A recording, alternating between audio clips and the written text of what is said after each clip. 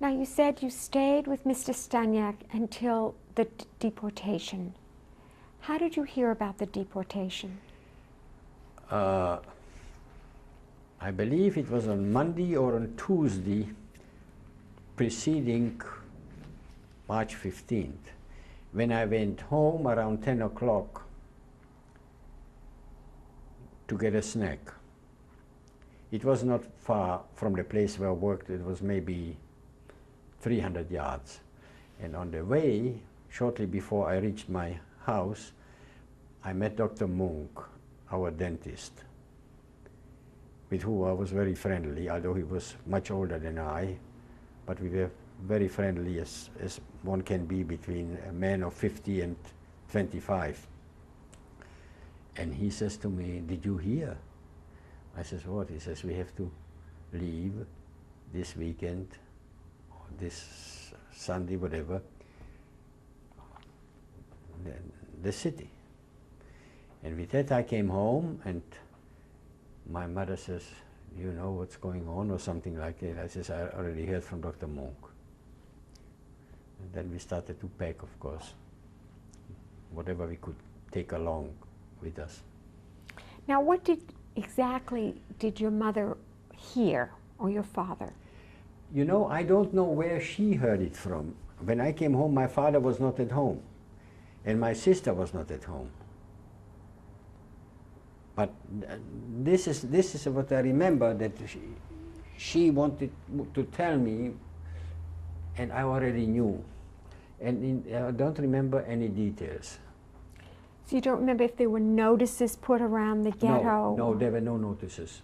That was all oral. Now who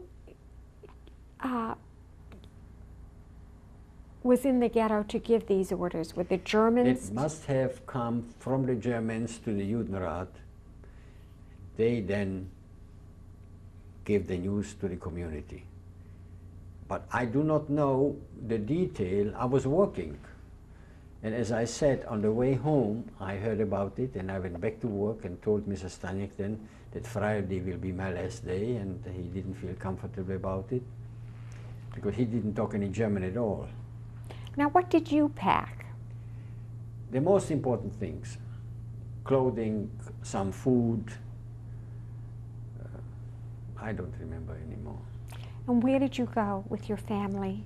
We took our belongings when the day came and went to the railroad station.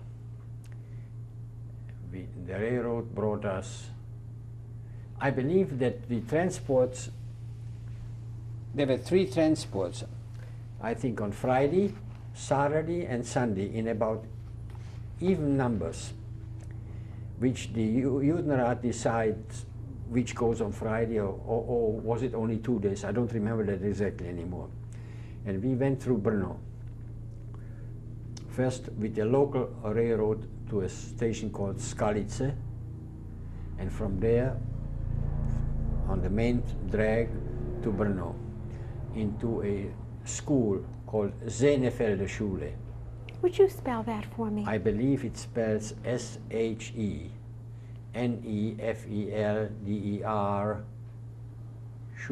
S-C-H-U-L-E, Senefelder Schule. There we slept on straw for, I think, 1 night, 1 or 2 nights.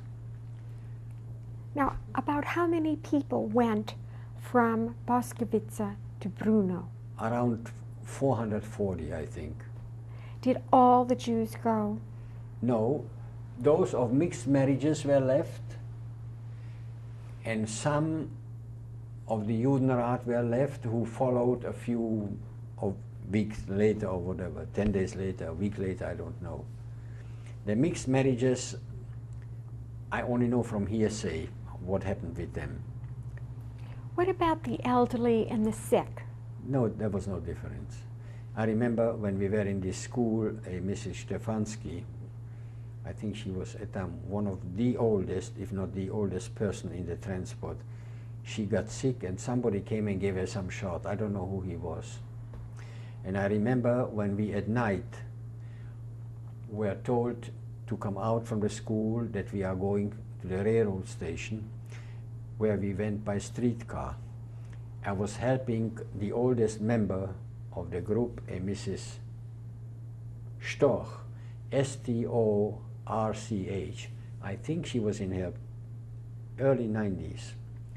And while I was helping her, a German policeman or city policeman in Brno was hitting me because we were going too slow. And I am in touch today with a niece who is already in her late 80s in Brno. Let's go back to the war, though, and talk about Brno. How were the Germans able to identify you when you left Boskowitz to go to Brno? Well, every Jewish person who got the orders to depart got a cardboard with a string on, which he had to put on around his neck, with a name and a number. The transport's identification was AC, and the numbers ran from, I don't know, from 1 until maybe 400. My number was 363. From Theresienstadt, from which a great part of the Jews from the Boskowitz transport were incorporated to go east into Poland, that transport was AG, and my number was 453.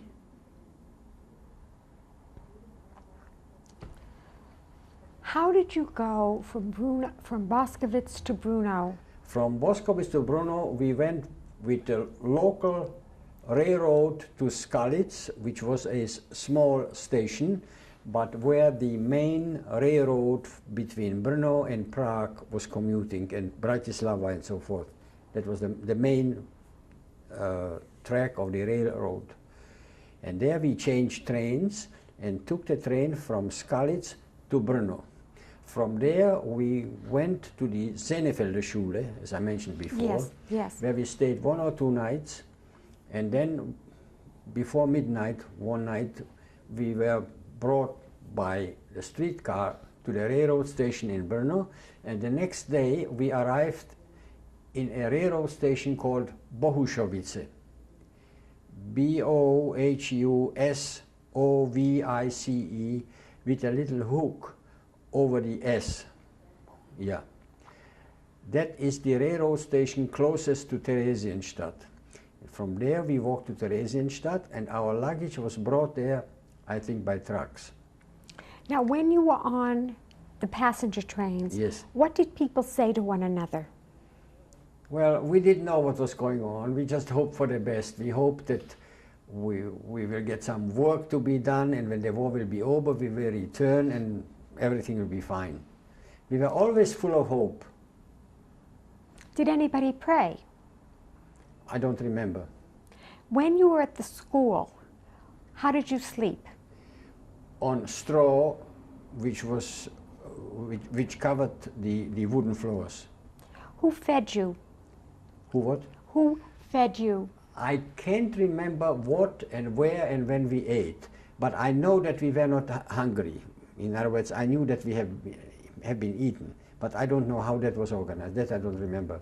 Were you crowded in the school? We were what? Crowded. Pretty much so, yes. There were a few large rooms, and we were lying on the floor or sitting around or walking around talking to each other. Were there Jews from other places other than Boskowitz in Brno? All those who lived in Boskowitz at the time of deportation, all those Jews, came with the same transport to Brno. Were there other Jews from other places? No, not in that Brno? school, no. No. Now, you got on the train, yes, and eventually ended up walking. In Bohušovice, from where we walked to Theresienstadt. How far was the walk? I would say maybe 3 miles. Were you with your family? Yeah, parents and sister. What did your sister or mother say to you when you were walking toward Theresienstadt? We didn't have too much to talk to each other. We just were in a daze. I think that it is impossible to remember what was going on, but we were glad that we get in Theresienstadt, hoping that that's it. Did you know anything about Theresienstadt before you got there? What was happening there? No, but that we didn't know what was going on in Theresienstadt. Although we knew of Theresienstadt because it was a city built as a fortress in 1866, I believe, by Maria Theresia as a military installation against Germany. That was Austria-Hungary against Germany. When you got to Theresienstadt, well, before I get there, who guarded you on the trains during your travels? I really don't remember. I don't remember whether there was any guard. There probably was, but I don't remember it. Do you remember any Germans being? I don't remember. You don't remember? Nothing. What do you remember about when you first got into Theresienstadt? What happened when you arrived? When we arrived, we were herded into a big former horse stable with straw on the bare floor where we slept the first night. And how many people slept in the stable? All those which came with transport AC to Theresienstadt. How many people would that Around be? 400. What did they do about the sanitation? I don't remember whether there was a toilet even, or water. I really don't. What happened the next morning? The next morning, I only remember one incident.